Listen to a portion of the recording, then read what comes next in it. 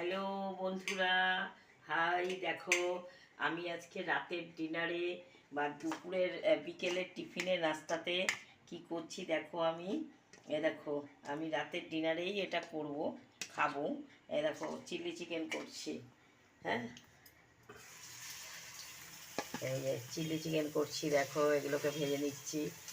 হ্যাঁ, তো দেখো তোমাদের কেমন লাগে আমার জেনিভা ডেলিসিয়াস ফুডের খাবারগুলো, তোমরা আমাকে জানিও।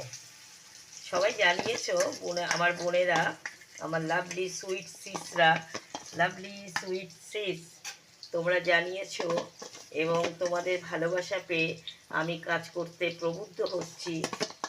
এবং শুধু তাই নয়, তোমরা আমার রেসিপিগুলো বাড়িতে করে খেয়ে দেখবে কেমন হচ্ছে খেতে, টেস্টি।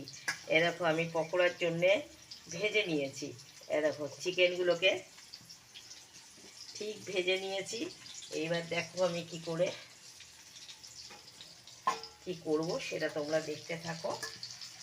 তো চিলি চিকেনটা কিভাবে করছি, এই দিয়ে দিলাম একটু। এই দেখো, এইগুলো আগে ভেজে নেব।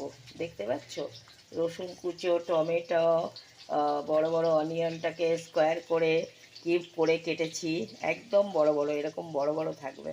হ্যাঁ, এইবার তোমরা দেখো এগুলোকে আমি কিভাবে করছি। তো এই যে এগোচ্ছে, দেখো আস্তে আস্তে করছি। ভেতরটা যদি কাঁচা থেকে যায়, র ম্যাটেরিয়ালসটা থাকে, তাহলে না এটা ডেলিশিয়াস হবে না। তো আমি আমার ফুড চ্যানেলের নাম দিয়েছি জেনিভা ডেলিশিয়াস ফুড।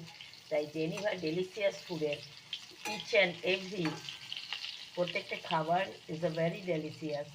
তো তোমরা চলো বন্ধুরা, আসলে আমার বাবা মা দুজনেই খুব ভালো কুকার ছিলেন। এবং আমার বাবা মা দুজনেই খুব, বাবা বিশেষ করে বাইরে বাইরে মাঝে মাঝে যেত অফিসের কাজে। বাবা বিশেষ করে বাইরে বাইরের খাবার খেত বলে কুকটা বাবা ভালো জানতেন।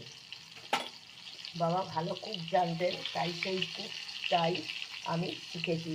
তো তোমাদের বলো, আমার এই চিলি চিকেন বানানোর রেসিপিটা তোমাদের কাছে কেমন লাগছে। তোমরা দুপুরেও এটা করে ফ্রাইড রাইসে খেতে পারো।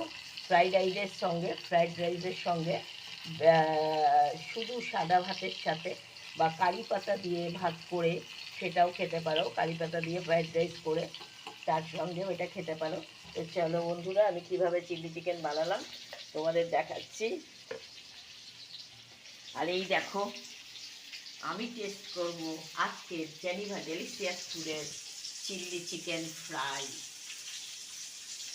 ওহো, আমার মুখে একটা ওষুধ ছিল।